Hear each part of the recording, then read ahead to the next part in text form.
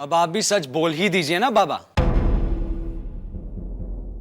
वैसे गलती इनकी नहीं है, गलती इनकी सोच की।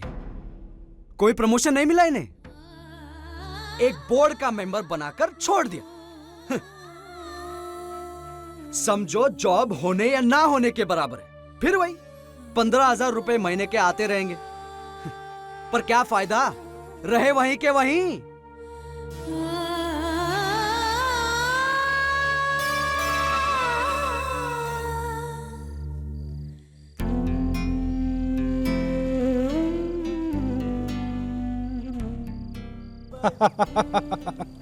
मिस्टर कॉर्टनेस, अब चिंता वाली कोई बात नहीं है।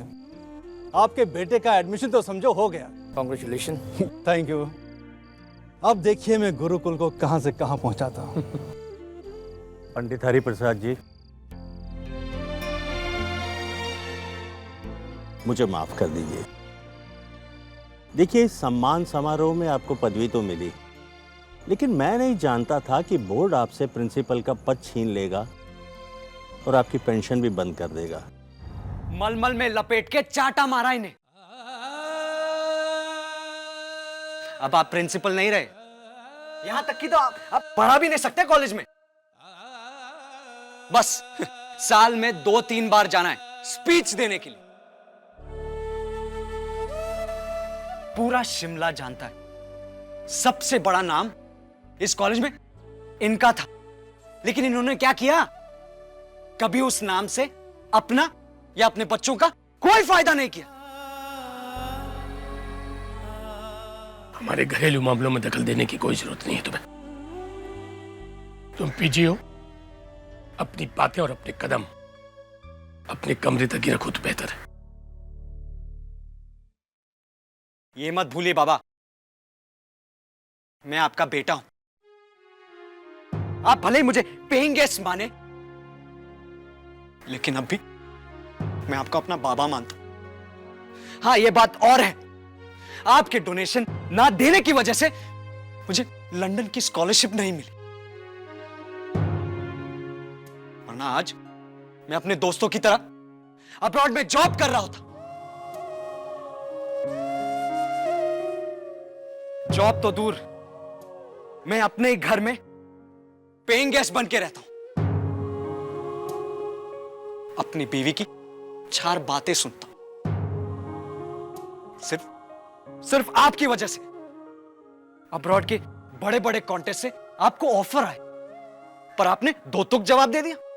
आपके संगीत में अश्लील गीत होंगे तो आप नहीं गाएंगे।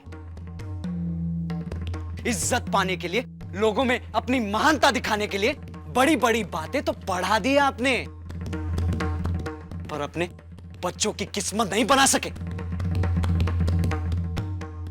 अब जमाना बदल गया है बाबा।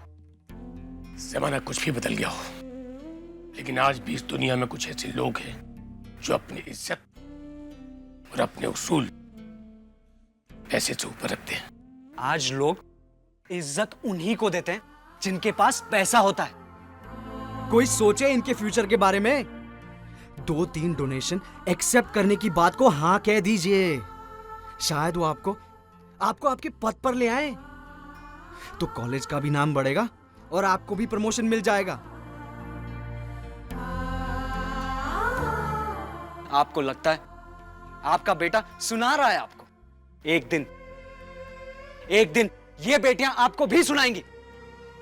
तब पता चलेगा आपको, जब इनकी शादी करेंगी ना, तब पता चलेगा कितनी बड़ी भूल की है आपने जिंदगी में।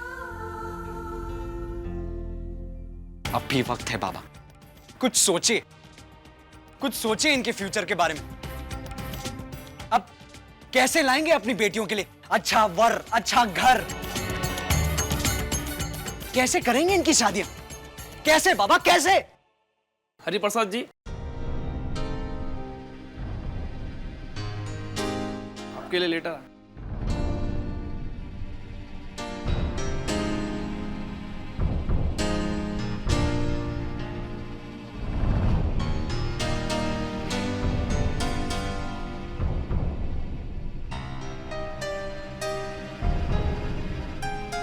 क्या लिखा है लेटर में? शहर से भी निकाल रहे हैं आपको? बस भैया, बाबा से इस तरह से बात मत कीजिए। हमें बाबा से कोई शिकायत नहीं है। इन्होंने हमें एजुकेशन दी, अपने पैरों पर खड़े होने की हिम्मत दी, माँ के ना होते हुए भी कभी किसी चीज की कमी महसूस नहीं होने दी। तो प्लीज भैया, आप ऐसी बातें मत कीजिए। देख लिया तुमने, बाप तो बाप, यहाँ तो बहनें भी तुम्हारी इज्जत नहीं करती। चलो अब यहाँ से। ऐसी बात नहीं है भाभी, पर बाबा से इस तरह बात करना भी तो अच्छी बात नहीं है। आप प्लीज भैया से कह दीजिए कि आगे से बाबा से इस तरह बात ना करें।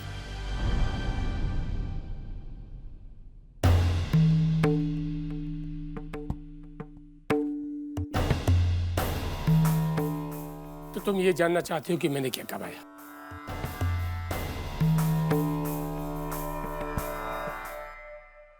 ये है मेरी कमाई। आरोही की हिम्मत है मेरी कमाई। पूर्वी का संयम, अंतरा का विश्वास और सुर का एहसास है मेरी कमाई, जो कोई भी दुख सह सकती है, लेकिन अपने बाबा की बेइज्जती नहीं। आज मैं तुमसे ज्यादा खुद को आरोपी मानता हूं कि मैंने अपने प्रोविडेंट फंड का पैसा तुम्हारी पढ़ाई में लगा दिया और इनको कमियों में पाला। ये सोचकर कि मेरी बेटियों से 6 साल बड़े हो, भाई का फर्ज निभाओगे और मेरा सहारा बनकर मेरी बेटियों की शादी करोगे।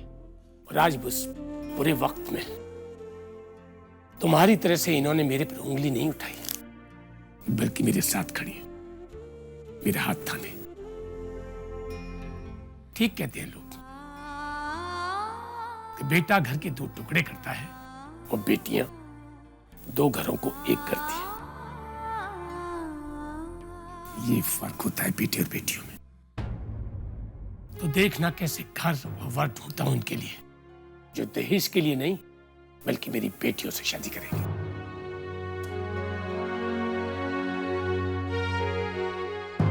कमाई वो नहीं होती बेटा जो तिजोरियों में रखी होती है। कमाई वो होती है जब आपके दुख में आपके साथ कितनी और आंखें नम हो जाएं। तुम ये जानना चाहते थे ना, ये किसका लेटर है? डी के पुंज का। और ये भी बताऊं क्या लिखा है? लिखा है कि गुरुकुल में पहला कदम रखने से पहले वो मुझसे मिलना चाहते हैं। आज तक उन्होंने मुझे देखा नहीं है, लेकिन मेरी इज्जत, मेरी मेहनत, मेरी ईमानदारी को वो जानते हैं। ये इज्जत कमाई है मैंने। गुरुकुल खरीदकर मुझसे खुद मिलकर प्रमोशन देना चाहते हैं वो। मिल गया तुम्हें तुम्हारे सवालों का जवाब।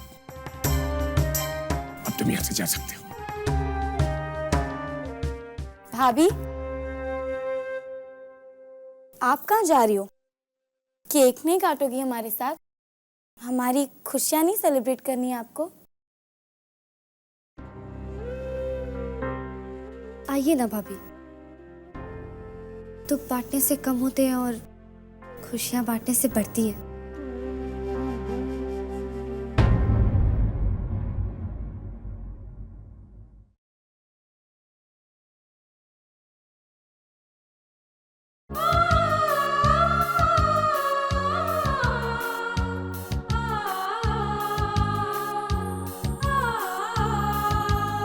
अपने पसंदीदा शो के फुल एपिसोड देखने के लिए अभी डाउनलोड करें दंगल प्ले ऐप।